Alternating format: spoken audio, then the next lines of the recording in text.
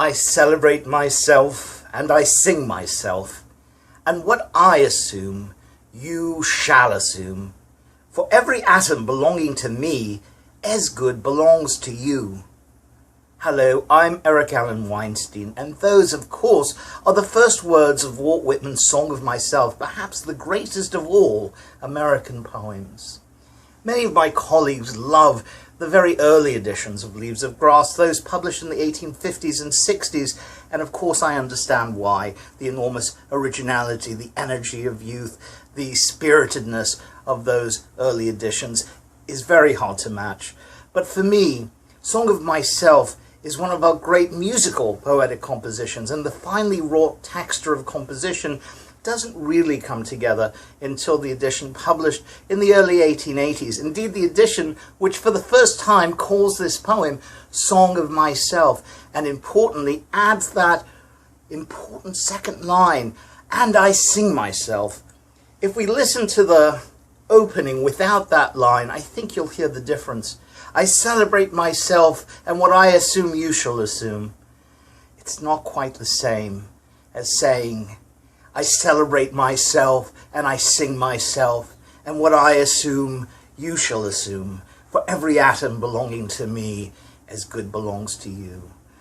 By this point in publication, I think Whitman has captured a great symphonic sound and finally tuned it and wrought it so that we have a composition as perfect as Beethoven's.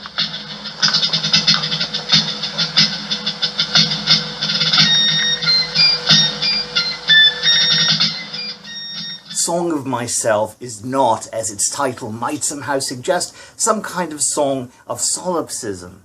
Of course, by reading it, we can see that it is in fact a song of relationship, the relationship of the self to its many varied parts, a song of the relationship of the individual citizen to his many fellow citizens he works alongside, encounters and loves. It's a song of the relationship of all of those individuals to the society that they are creating, increasingly technological, increasingly democratic, filled with opportunities, but also facing crisis.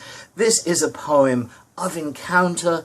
This is a poem of the democratic en masse. As we come towards Walt Whitman's bicentennial, is a great moment to open the poem up to the kind of democratic, varied responses in which the poem itself begins. The many voices that Whitman gives us demand responses from the many voices he seeks to represent. Come and join me to sing myself together.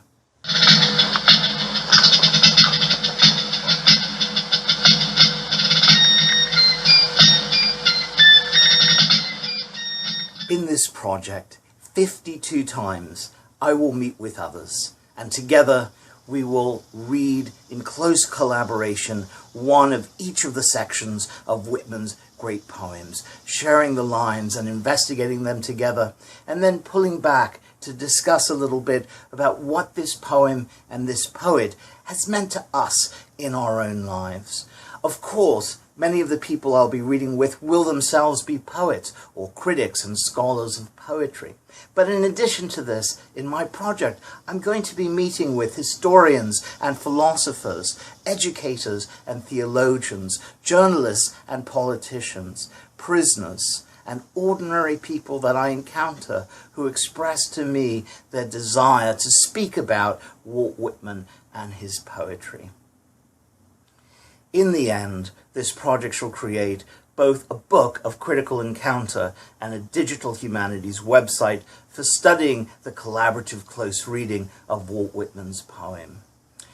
All of the curated readings that I set up, however, are only half of what I hope this project achieves. The other half is up to you.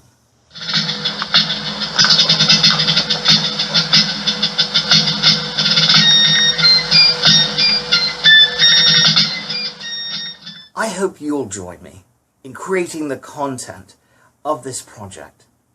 Each of you with your neighbors, your friends, your book groups, choose a section of Walt Whitman's Song of Myself and come together to discuss it, to debate it, to sing it aloud. and then share your recordings with the project.